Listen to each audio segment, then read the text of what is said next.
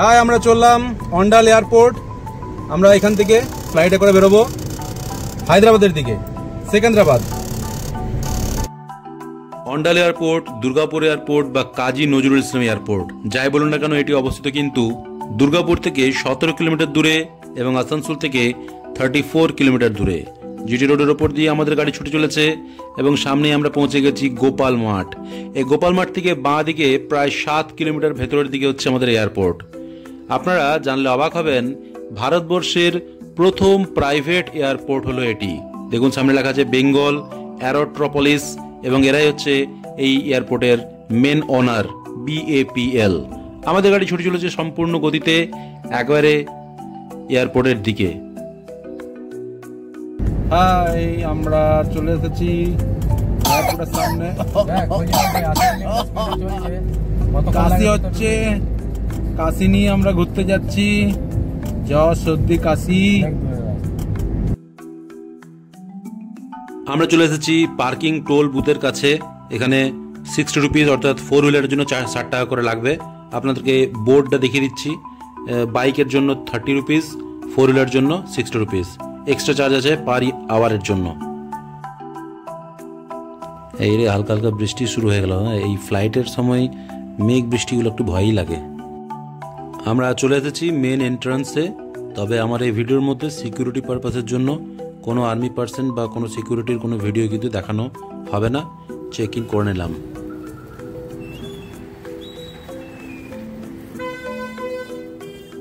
মোবাইলের মধ্যে থাকা টিকিট দেখিয়ে আমরা সবাই এন্ট্রি করলাম ভেতরে।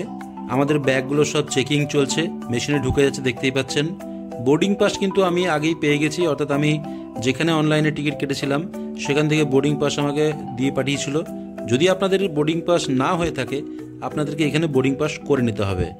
দেখতে পাচ্ছেন, এরপরে আমাদের লাগেজগুলো চেক ইন হওয়ার পরে সেগুলো মেশিন থেকে বাইরে বেরিয়ে আসছে। এগুলো নিয়ে আপনাকে আপনার যে বড় লাগেজ সেগুলো জমা দিয়ে আসতে হবে কাউন্টারে। সেই দিকের ভিডিও আমি করলাম না। এরপর মেশিনের সাহায্যে সিকিউরিটিরা আপনার বডি চেকিং করবে এবং তারপরে আপনাকে এই ফুড কোর্টের জায়গায় পাঠিয়ে দেবে। এখানে আমরা সবাই ওয়েট করেছিলাম অনেকক্ষণ। তারপরে আমাদের যখন নাম্বার এলো যে হায়দ্রাবাদ যাওয়ার ফ্লাইট রেডি হয়ে গেছে, আমরা উঠে দাঁড়ালাম এবং আমরা রেডি হলাম বাসের জন্য। গেট নাম্বার 1-এর দিকে আমরা সবাই লাইন দিয়ে দাঁড়িয়েছিলাম এবং গেট থেকে বেরিয়েও দেখলাম মেয়েদেরকে আরও একবার করে চেক করা হলো ভেতরে একটা রুমে নিয়ে গিয়ে। তারপরে আমাদেরকে বাসে চাপতে দেওয়া হলো এবং এখানের সিকিউরিটি যথেষ্ট কড়াকড়ি, সেটা থাকা দরকারও আছে। দূরে দেখতে পাচ্ছি আমাদের আরও একটি ইন্ডিগো বাস আসছে। এই বাসটা ফুল হয়ে যাওয়ার জন্য সেটাকে ছেড়ে দিলাম এবং পরের বাসের জন্য কিন্তু আমরা ওয়েট করে থাকলাম। চলো চলো বেটা, উপরের দিকে চলো চলো। হ্যাঁ, কাছে হচ্ছে। ওহো, চলো। অন্ডাল এয়ারপোর্টের ভেতরের সৌন্দর্য দেখতে দেখতে আমরা এর ইতিহাস সম্পর্কে একটু জেনে রাখলে ভালো হয়, কারণ আমাদের আসানসোল দুর্গাপুরের অনেক পাবলিকই জানে না এর ইতিহাস সম্পর্কে। সালটা ছিল 2006 থেকে 7। বামফ্রন্ট আমলে অন্ডালের এই স্থানেই এয়ারপোর্ট হওয়ার সম্ভাবনা ছিল সবদিকে তুঙ্গে, কিন্তু তৎকালীন বিভিন্ন জমি সংকটের জন্য তা হয়ে ওঠেনি। বিভিন্ন পালাবদল হওয়ার পরে 2013 সালে এটি কিন্তু ইনফ্রাস্ট্রাকচার সম্পূর্ণরূপে তৈরি করে ফেলেছিল। DGCA এই সার্টিফিকেট না থাকার জন্য প্রায় 2 বছর অন্ডাল এয়ারপোর্ট চালু হতে পারেনি। পরে 2015 সালের 10ই মে এই এয়ারপোর্টের প্রথম প্যাসেঞ্জার ছিলেন তৎকালীন প্রধানমন্ত্রী মাননীয় নরেন্দ্রনাথ মোদীজি, এবং তিনি এখান থেকে দিল্লি গিয়েছিলেন বোয়িং 737 এয়ারক্রাফটের মাধ্যমে, যা তাকে নিয়ে গিয়েছিল ইন্ডিয়ান এয়ারফোর্স। সুতরাং বুঝতেই পারছেন যে একটা লম্বা সময়ের পরে এর গঠন এবং তার ইতিহাস। এর সঙ্গে বলে রাখি যে এটা হওয়ার জন্য আমাদের, অর্থাৎ যারা আমরা আসানসোল, দুর্গাপুর, পুরুলিয়া, বাঁকুড়া, বীরভূম, এমনকি ঝাড়খণ্ড এইসব জায়গায় বাস করি, তাদের জন্য খুবই সুবিধা হয়ে গেল। পরে পরে এটা কিন্তু প্রথমেই খুব বেশি জনপ্রিয় ছিল তা নয়, কারণ এখান থেকে কেবলমাত্র কলকাতা যাওয়ার ফ্লাইটই ছিল।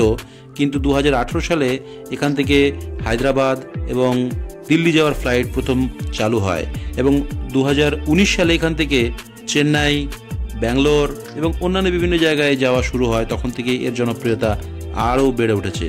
সুতরাং প্রায় 2007 থেকে শুরু করে প্রায় এখন 2025, এই একটা লম্বা সময় যাওয়ার পরে তবেই এই এয়ারপোর্টের এই অবস্থাটা আপনারা দেখতে পাচ্ছেন।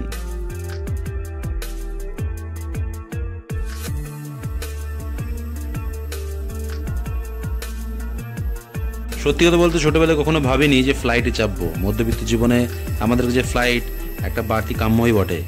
যাক, আমার সন্তান এই 5 বছরের ছেলে প্রথম ফ্লাইটে চড়তে চলেছে। আশীর্বাদ করবেন।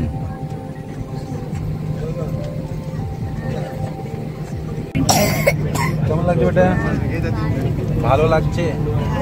খুব ঠান্ডা, বেটা কাঁপছে না, ওইদিকে বস। আজকে আর্যর প্রথম ফ্লাইট।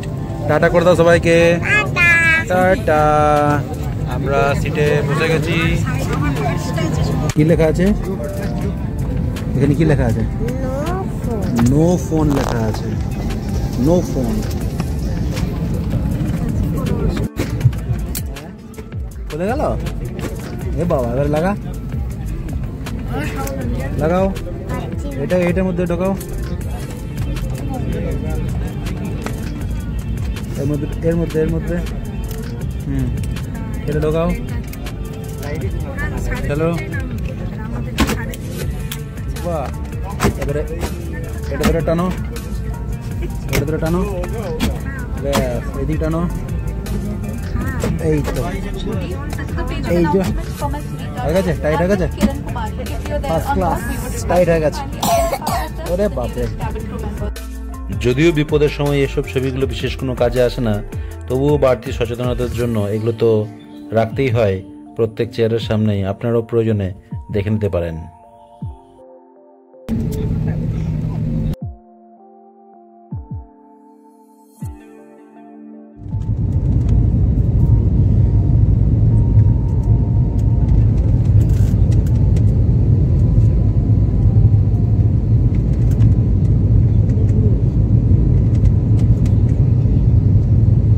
আর্যর কাশিটা রয়েই গেছে, তাই একটু গরম কফি নিলাম। আমি এর আগের বার যখন আন্দামান গেছিলাম ফ্লাইটে, তখন টিকিটের সঙ্গেই আমাদের কফি এবং বেভারেজগুলো দেওয়া ছিল, কিন্তু এখানে সেটা চার্জেবল।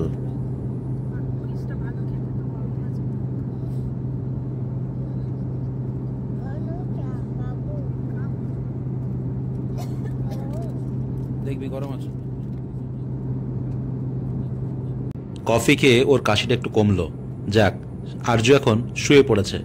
আর্যর মাও রেস্ট নিচ্ছে এবং আমিও ঠ্যাং তুলে বসলাম চেয়ারের উপরে। এবং এখন আমি আপনাদেরকে সেই দৃশ্য দেখাতে চলেছি যার জন্য আমি প্রায় 1.5-2 ঘন্টা ধরে অপেক্ষা করেছিলাম। আসুন আপনাদের নতুন কিছু দেখাই।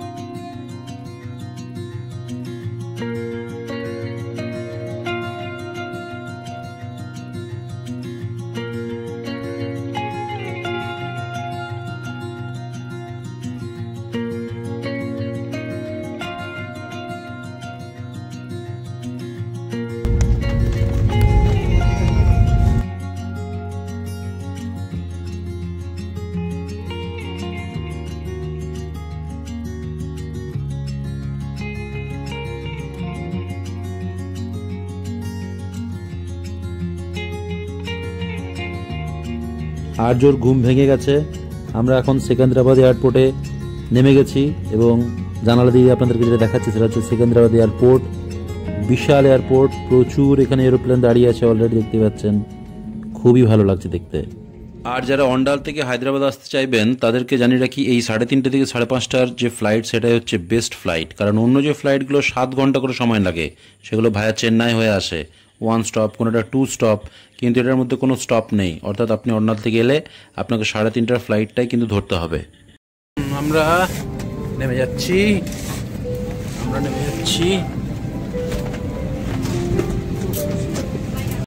আর এখন যে আপনারা দেখতে পাচ্ছেন আমরা একটা সুড়ঙ্গের মধ্য দিয়ে বেরিয়ে আসছি। এটাকে বলা হয় স্কাই ব্রিজ, অনেকে এয়ার ব্রিজ বলে, অনেকে পিবিবি, অর্থাৎ প্যাসেঞ্জার বোর্ডিং ব্রিজ বলে, আবার অনেকে গেটওয়ে ব্রিজও বলে। এর মধ্যে দিয়ে ক্লাইমেট কন্ট্রোল, অর্থাৎ বাইরে বৃষ্টি হোক গরম হোক, প্যাসেঞ্জার খুব সহজে এয়ারপোর্টের মধ্যে প্রবেশ করে যেতে পারবে। এটা একটা সুবিধা মাত্র। নামগুলো জেনে রাখলেন অবশ্যই। 5 নম্বর বেল্টে গিয়ে আমাদের লাগেজ আমরা নিয়ে নেব, সেদিকে যাচ্ছি। ওয়াও, দারুণ দেখতে। দেখছেন এয়ারপোর্ট সত্যি এরকমই হতে হয়, অসাধারণ। তো চলুন আপনাদেরকে দেখিয়ে দিই যে এরপরে বোর্ডিং, অর্থাৎ আপনার যে লাগেজগুলো আপনি দিয়ে রেখেছিলেন সেগুলো কোথা থেকে নেবেন। এই পথ দিয়ে আপনারা এগোতে থাকবেন, যেমন আমরা এগোচ্ছি।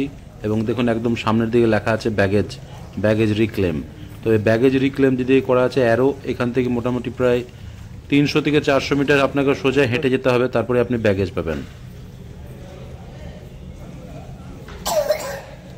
আর বেচারিক আর্যর ব্যাকগ্রাউন্ড মিউজিক আপনার কেমন লাগছে সেগুলো অতি অবশ্যই জানাবেন কমেন্টে। আর পথে আমরা দেখতে পেয়ে গেলাম টয়লেট। আর অনেকক্ষণ ধরে টয়লেটের কথা বলছিল, এটা আমাদের সুবিধাই হলো, কারণ বেরিয়ে পরে কোথায় পাবো না পাবো। আর তাছাড়া ব্যাগ যেখানে সেখানে পেতেও এই যে চেন ঘুরতে থাকে, অনেক সময় লাগে। তাই আমি আর্যকে টয়লেট করতে নিয়ে চলে গেলাম, ফ্রি হলাম, তারপর আবার এগোতে থাকলাম।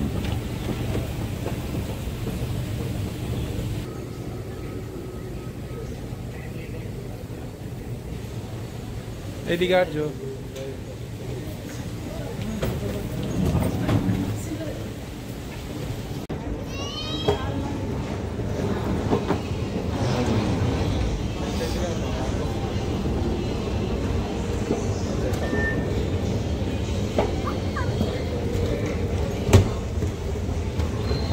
বাঁ দিকে দেখো 5 নাম্বার।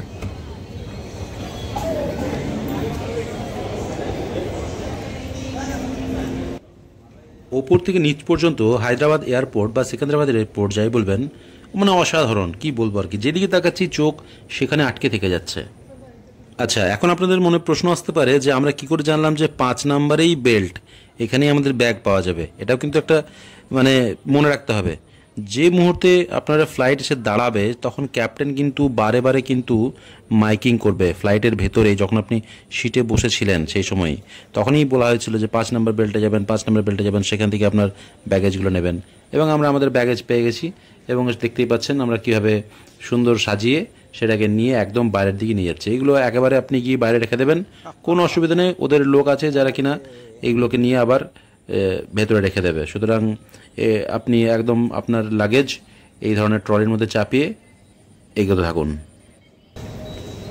কেমন লাগছে বেটা? বলো ভালো।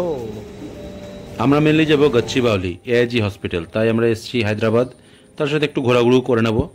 তো দেখি গিয়ে পরে কি সাধন পাই। আমরা জানতে পারলাম যে কিছুটা গিয়ে ডাউন, অর্থাৎ নিচের দিকে নেমে গেলে রেন্ট কার পাওয়া যাবে। আর অন্য কোনো কিছু যদি ব্যবস্থা হয় সেটাও গিয়ে দেখে নিই, তারপর আপনাদের জানাচ্ছি। এয়ারপোর্ট থেকে আমরা ধীরে ধীরে এক্সিট হলাম। একটু সামনে গিয়ে নিচের দিকে কিছু যে স্টেয়ার, অর্থাৎ সিঁড়ি চলে যাচ্ছে, সেখান দিয়ে গাড়ি ভাড়া 1200 থেকে 1300 টাকা পর্যন্ত পড়বে। যদি আপনি ওলা বা উবের করতে পারেন তাহলে সেটা আপনার 1000 টাকার মধ্যে পড়বে।